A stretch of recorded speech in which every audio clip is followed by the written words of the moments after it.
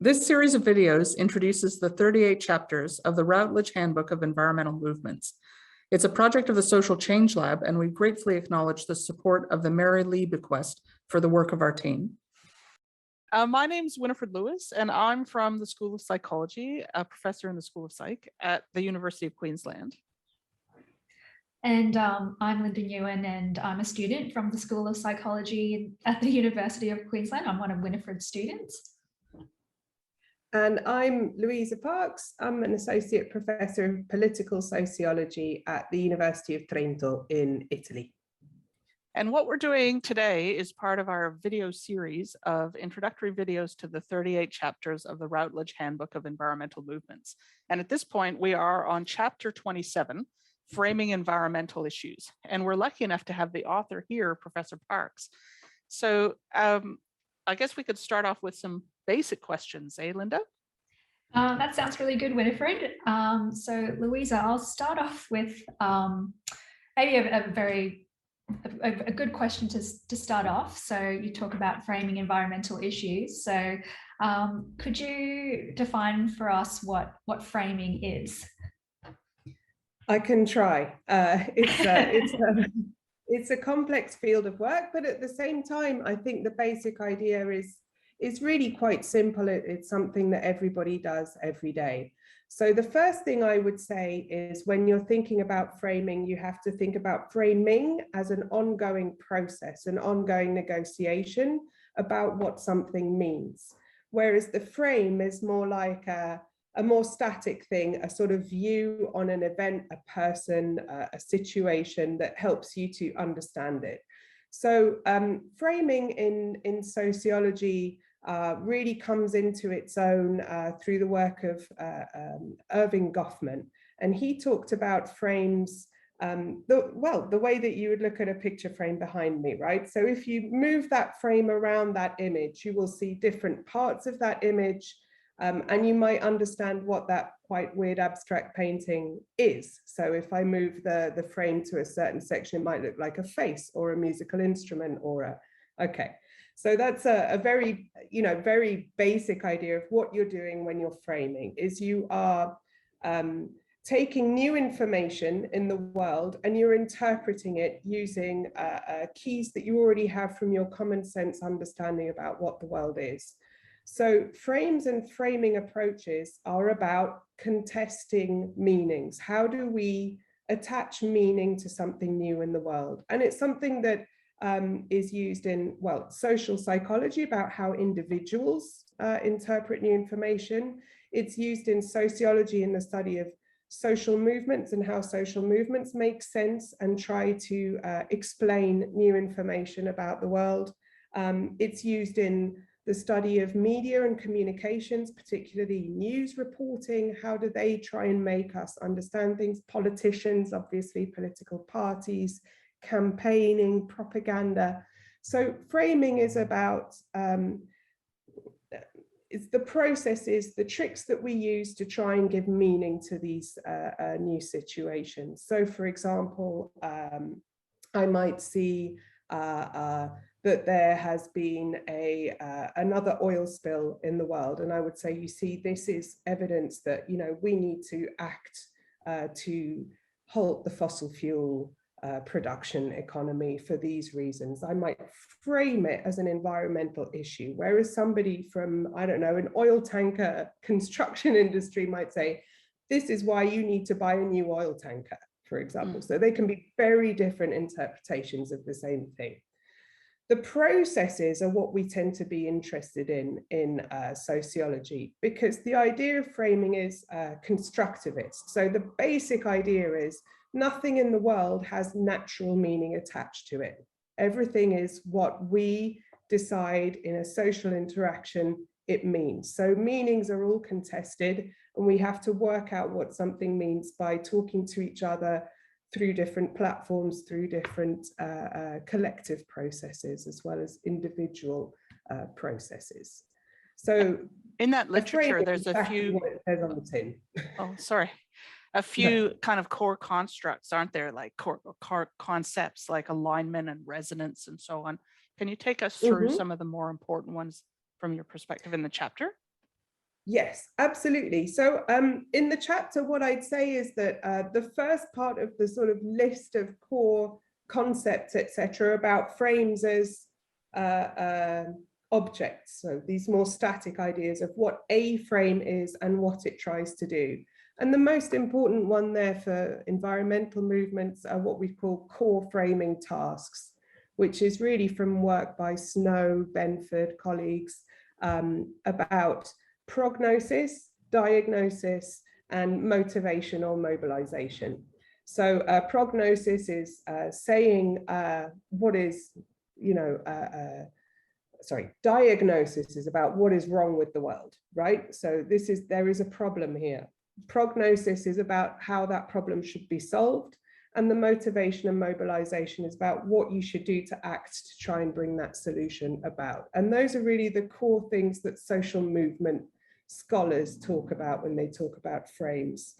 So it could be, for example, sorry, just to jump in with an example, it could be something like, what's happening is we're having carbon emissions and it's causing a process of climate change. And then the solution is going to be for us to regulate carbon emissions and to move away from fossil fuels. And what you need to do is sign this petition or go to this march or participate in this blockade. Those are the three elements. Great.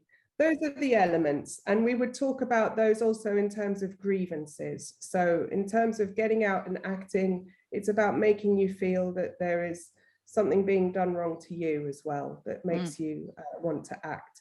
Where the competition comes in is very much about what you should do to act and what the solution should be, which I think we'll talk about a bit later.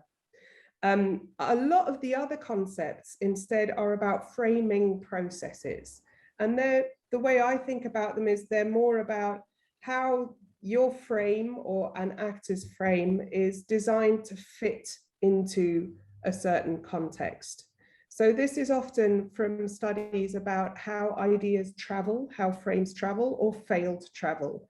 So ideas that might make sense, I don't know, in the context of a local debate in South London in the UK, maybe wouldn't make sense in a local debate in a town in Australia, for example, because the experiences, the contexts are quite different.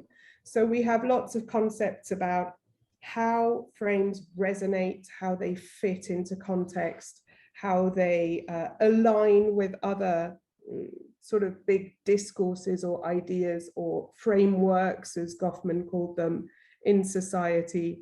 And there are lots of sort of terms that talk about tricks that collective actors use to try and achieve that. So they might try and bridge with an existing idea that's doing quite well in public opinion at the time.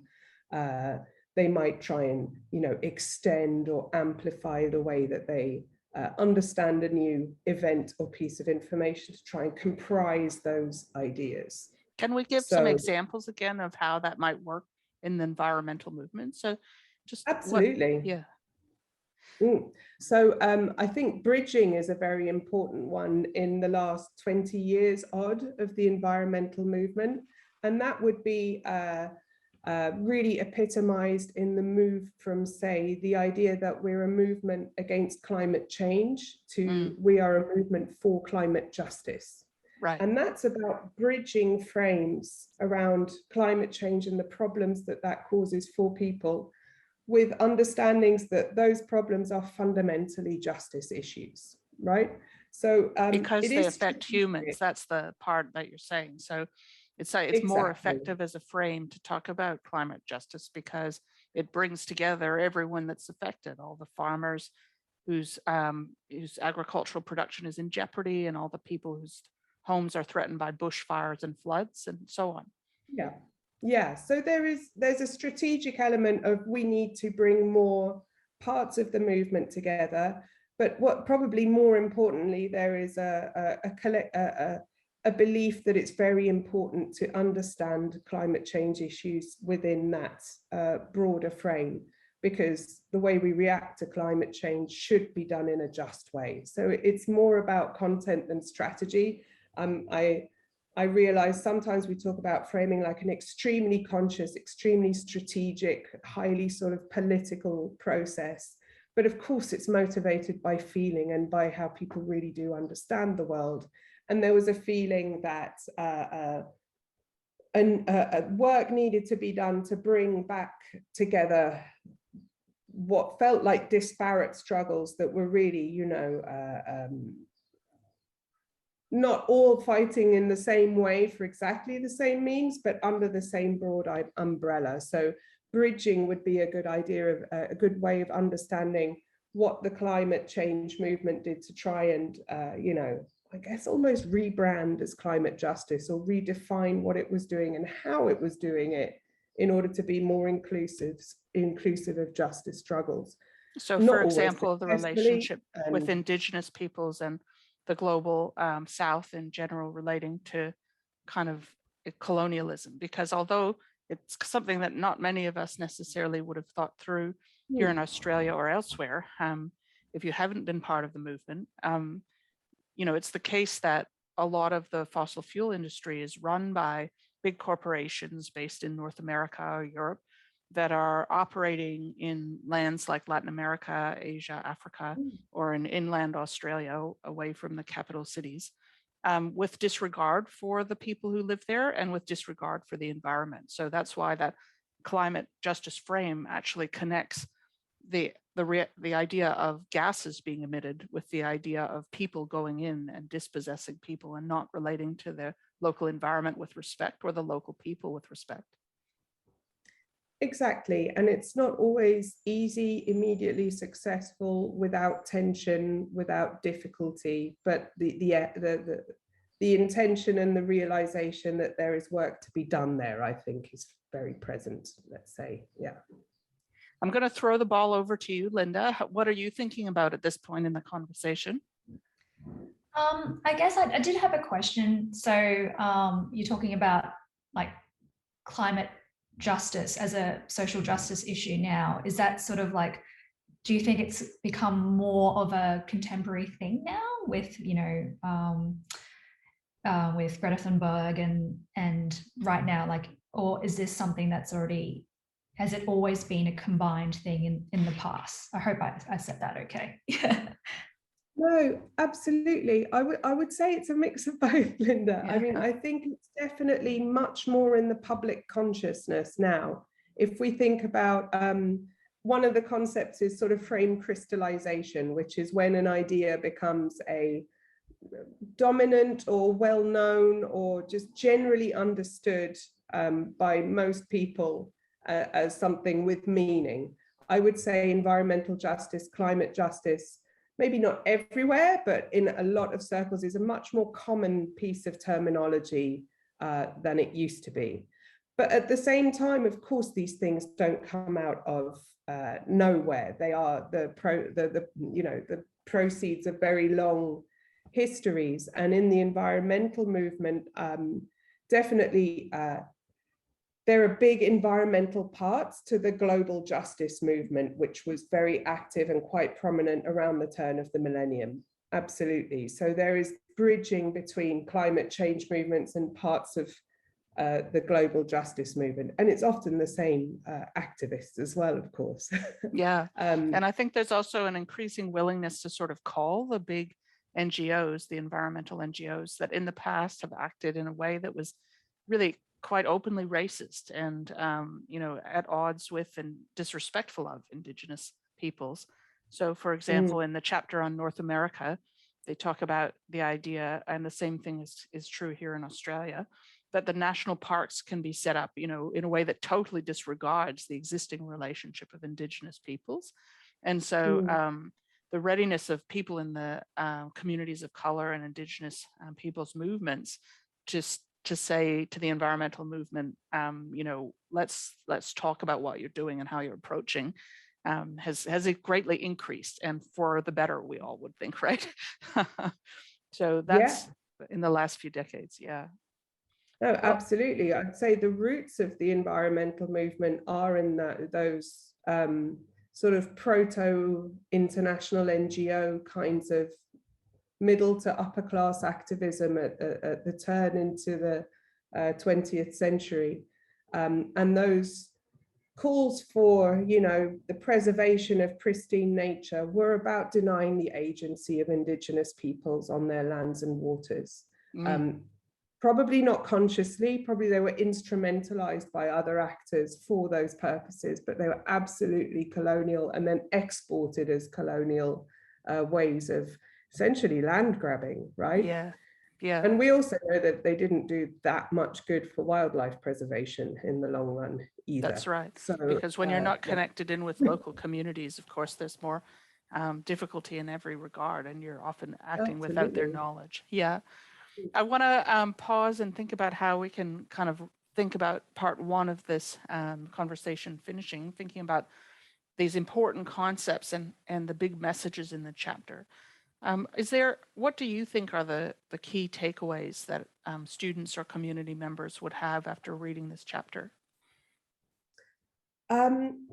That's a very good question. It's I don't want to call it a technical chapter, but you know, these are sort of technical tools we use to understand real life processes. So sometimes they can feel a little bit, you know, hands off somehow. So I'm going to try and make it more hands on. So I think the idea of framing processes and the way that we contest meaning and build meaning over time does give us a key to understand how the environmental movements of the world have developed in a very broad sense since those, you know, really troublesome sort of park creation movements at the turn into the 20th century through to what we see today, which is this idea of environmental and climate justice. And they're obviously very different things. But I think what the chapter does is trace a ridiculously oversimplified, of course, but a general thread where you can see these debates about contested meaning and contestations about what we should do sort of moving in waves over time through away from the parks into the 1960s and linking environmental ideas to peace and the Cold War, then moving through to the creation of those international institutions of global governance, the idea of sustainable development, which in its original form comes from civil society, comes from NGOs, and has arguably been, you know, changed into quite a different idea through global governance processes, to the realization that the global governance isn't really working and we need to keep working at the international level, but bring in local struggle and understand these things as justice issues today. I think the idea of framing processes, those different concepts that we talk about in the chapter, can help us unravel some of those very complex processes of what really is happening in movements. And also, it allows us to understand how what happens inside movements, the debates, the struggles, the difficulties, the tensions, the actions, how those are important for the effects that they have on governance at all different levels, from the local to the global. So the way that we understand the world affects the way that we build coalitions, which affects the ways that we try to influence those who have the power to change these processes. So they are all linked concepts, let's say. That was certainly my take home. I really felt as though the concept of frames powerfully connects, you know, problems, solutions, actors, and actions. And that's very exciting. And looking at how frames change is going to see how movements are changing and how societies are changing. I really related to that part of the chapter as a psychologist, and I got excited about it as I was reading. I really enjoyed that. What about you, Linda? What was kind of your 1 or 2 sentence reaction to the chapter? Oh, gosh. I did find it quite technical just because you know, I read it quite a few times, and I did really enjoy. That's the spirit. Well done. Yeah. But I really enjoyed the conclusion. I think I was quite drawn to, you know, you talk about this question of collective identities being built online, and how that's like a, you know, potential area of research to explore further, and how social movements can function, you know, online, because that's just something that I'm witnessing so much within my, community on Instagram. Everyone's so actively involved, and yeah, I think that's a really interesting area that you might be exploring down the line. So yeah. Sounds very fun. So we're going to cut to a part 2 in a moment, and I think we should start with identities and their relationship to frames, because Louisa and Linda and I were talking about that before this recording started as a great direction to go deep. So we'll say bye for now. I'll say thank you to Louisa and to Linda for being part of part 1, and thank you to our viewers who've been with us so far. Bye now. For those of you watching, be sure to subscribe and follow us at Social Change UQ, and check out our website for more videos.